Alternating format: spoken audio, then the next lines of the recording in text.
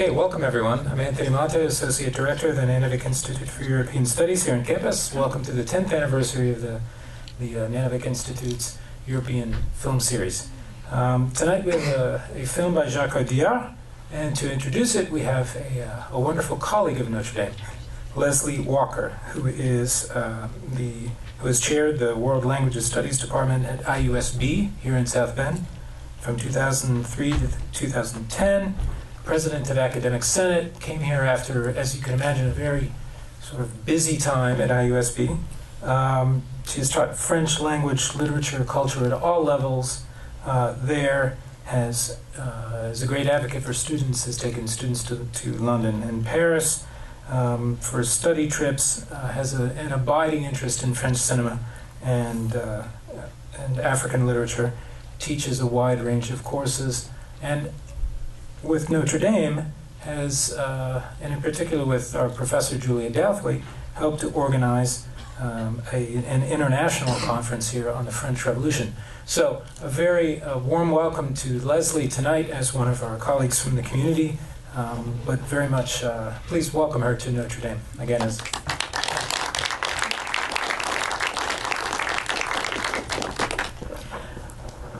one of the things about podiums is I'm always wondering if I'm going to be able to see over it.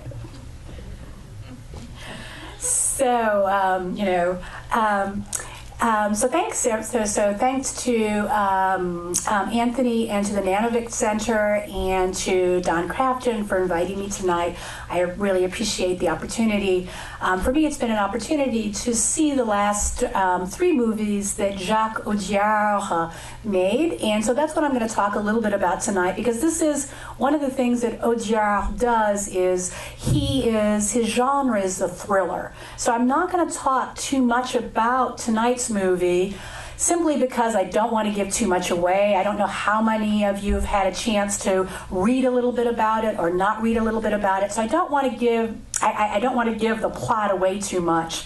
So I'm gonna, like I say, I'm gonna talk a little bit about Audiard and the movies that he's made before this movie, and then I'll also give you a little bit of food for thought. And for those of you that are interested in talking about the movie right afterwards, we can have a quick conversation for 15 or 20 minutes afterwards. So I want to invite you to stay if you feel like talking about the movie, if you want to think more about it, if you've seen other movies that he's done, we can talk about how this fits into his general oeuvre. So Jacques Audiard is born in 1952, so that makes him a little over 60, and according to many European film critics, he's really considered one of the most important directors currently making movies today. I mean, depends upon how you want to make that claim, but certainly for Europe. So, for instance, on the eve of the release of The Prophet, the critic for The Independent opines that Audiard is the most exciting director working today. So again, we're going to see a director tonight who is considered probably one of the most important living directors. I mean, we can talk about that after the movie if we want to. You can tell me if you think he is. So, in the film that we're going to see tonight, De Rouille et d'Os, of Rust and Bones, the film stars somebody that you probably heard of, which is Marion Cotillard. And Cotillard, you remember her from Ma Vie en Rose. Remember her winning the Oscar for Ma Vie en Rose. And then there's the newcomer who is going to play, will play the against her, who is Mathieu Chonard, and the French media refers to him as the Colossus. So he's a big guy, and that's going to matter in this movie. He's a big guy. And then there's a young boy actually, who's 5 years old, and his name is Armand Verdure. So, and again, he's a newcomer. Obviously, he's 5, so he's not been in a lot of movies yet. So one of the interesting things about this film is that it's been compared to. Did anybody get a chance to see the Intouchables Anybody here? Okay, so and so 2011, again, I don't want to give too much away, but if you saw The Intouchable, I can see a few French students up there nodding. And so it's compared to this movie, which is a 2011 movie. So just let me talk about the couple of films that he's made. So his breakout movie was called Sur mes lèvres. And in English it was translated as Read My Lips.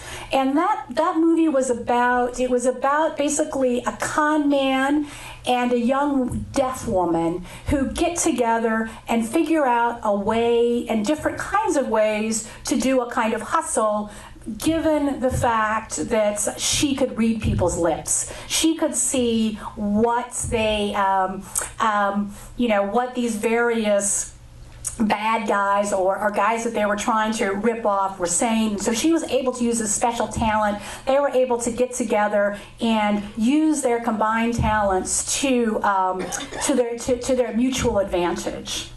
Then the next movie, and I suppose this is his big breakout movie, which is in 2005, called De battre mon cœur s'est arrêté. So in English it's called The Beat My Heart Skipped in 2005, and that is a remake of James Toback's 1975 thriller Fingers. So, and I think that this is going to point to something that Audiard is really interested in, which is this kind of marriage of what we've come to know as, well, what is called Hollywood cinema and French cinema. And so he's going to bring these two streams together in a way that's going to be particularly compelling in France and particularly, ultimately compelling worldwide. And then probably the movie, how many of you had a chance to see Un Prophète? The Prophets. Yeah. Okay, so this again is going to be a movie that wins the César. It's going to win a Grand Prix at Cannes. And so it's going to be recognized worldwide as an important, significant movie. It's going to be reviewed in all of the major the new newspapers. It gets reviewed in the New Yorker. It gets reviewed in the New York Times as this really significant French film. So what I kind of want to just talk about before we start our movie tonight is the what are the commonalities of these kinds of these early three films, and then for the film tonight. So, like I say, he's known for the French thriller. He's often compared by movie critics to Jean-Pierre Melville, Jean Renoir, and Claude Chabrol. So Audiard works in genre film noir, and melodrama, two definitions that bleed easily into one another. Remember when film noir was first being defined, really it was thought of as melodrama. So it's belatedly that the term film noir comes into existence.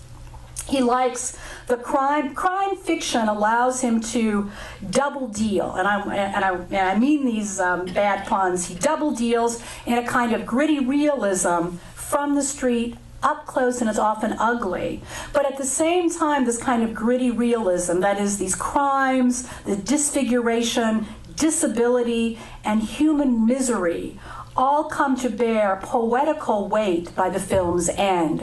So it's always going to be this kind of, while it seems to be hyper-real, and at the same time that hyper-realness all has a poetic quality. So as you watch the film tonight, you should think about what is that poetic quality to the hyper-real. So early in Audiard's career, he was identified with the cinéma du look, the look, the 1980s. And so, and what is the cinéma du look? That would be Jean-Jacques Benex's Diva. How many of you have you seen Diva? Okay, that's one of my favorite movies. Also, Betty Blue, if you had a chance to see that, or Luc Besson, Subway, or Nikita. Okay, so that was considered a cinéma du look in the 1980s.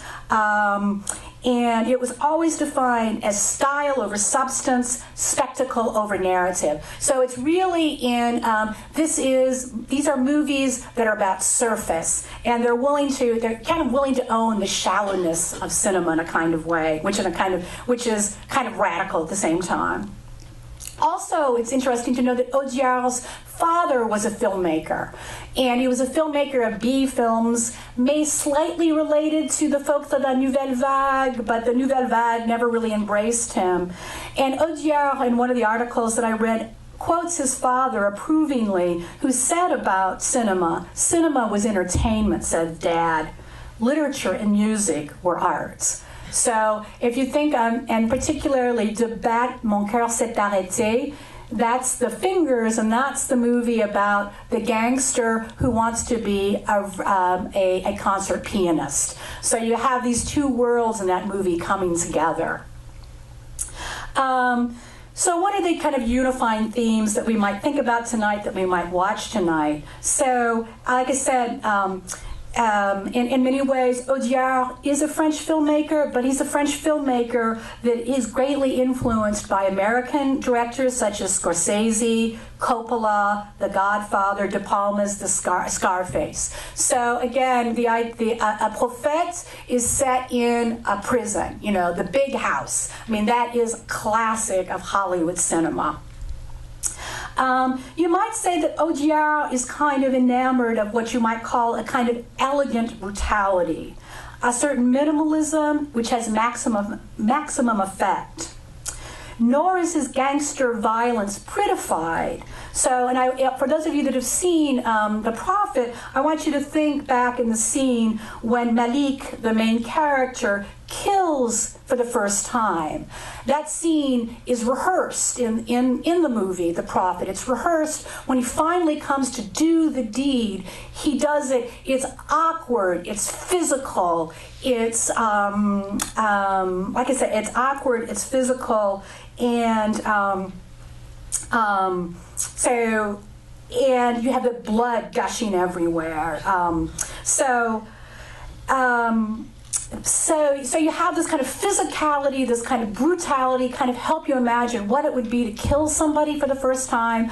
If anyone ever remembers reading the Conditions Humaines, there's also a scene in which the main character talks about killing for the first time.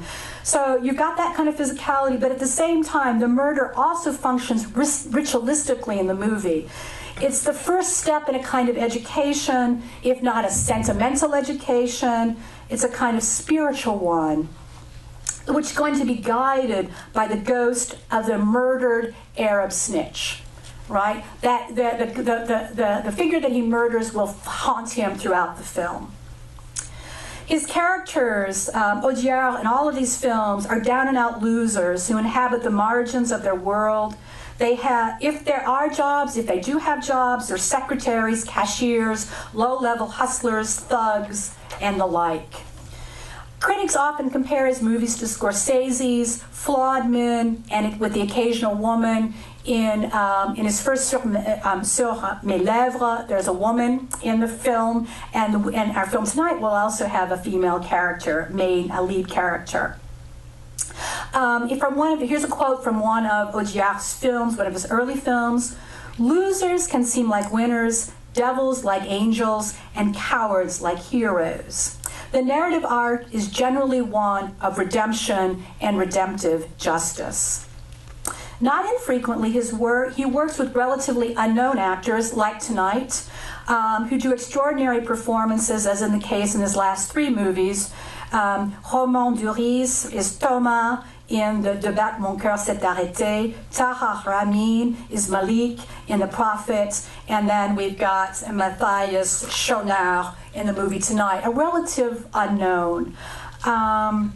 So, as is fitting for the noir genre, the worlds that Audiard depicts are not the France that most tourists visit.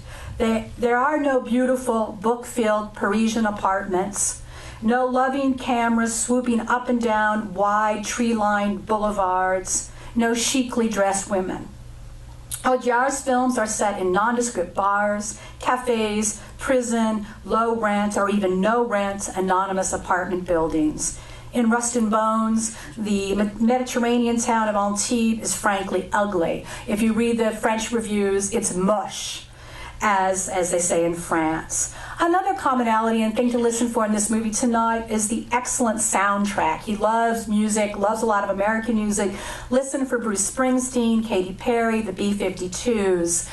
If you, again, in The Prophet, another nice touch was at the end of the movie. Remember, the movie begins with the main character using a razor blade to kill a fellow prison inmate. The movie ends as the credits roll with the song Mac the Knife. So, it's, again, his attention to detail is nice. So a couple of things to think about before you, as you watch the movie tonight. Just a few things that occurred to me. The first spoken lines of the film are "J'ai faim," I'm hungry. So think about, why are those the first spoken lines of this movie that doesn't have a lot of dialogue? These are words uttered by Sam, and if we want to think about this after the movie, if you want to talk about this "J'ai faim," I think is important.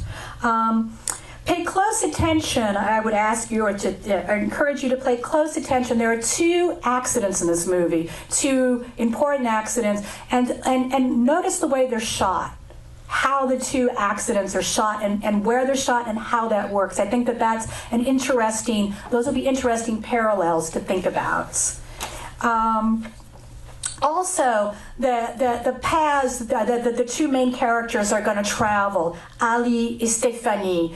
Think about, again, kind of comparison and contrast between the roads that they travel and where we end up at the end. And then finally, Audiard's films are often criticized and adored for their endings. Think about the ending of this film. Do we find this ending satisfying or not? I would say that part of his success, this European-wide success, has to do with the way he ends his movies. But think about whether or not you find the ending satisfying. Thank you.